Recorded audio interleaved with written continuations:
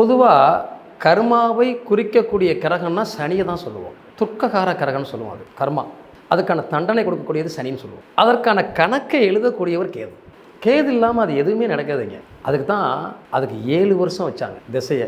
இதில் நீ இப்போ கஷ்டப்பட போறியா, வாழ்க்கையில் நல்லா இருக்க போறியா அப்படிங்கிறத தீர்மானிக்கிறது நம்ம பிறப்பு ஜாதகம், அந்த கிரகங்களுடைய சாரங்கள்.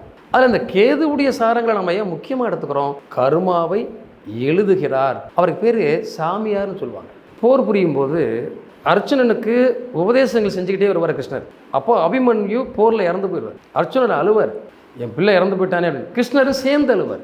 அப்போ மருமை இறந்து போயிட்டான்னு அழுகிறியான்னு கேட்கும்போது, இல்லை இந்த கீதையை உனக்கு உபதேசம் செய்கிறேன்னு நினச்சி அழுகிறேன் அப்படின்னாரு. கர்மா தீர்மானிக்கப்பட்டதுங்கிறது கிருஷ்ணருக்கு ஏற்கனவே தெரியும். அப்போது ஒரு மனிதன் உடலோடு இருக்கிற போது மட்டும்தான் உறவு, இறந்த பிறகு அந்த ஆன்மாவுக்கு யாரையும் தெரியாது.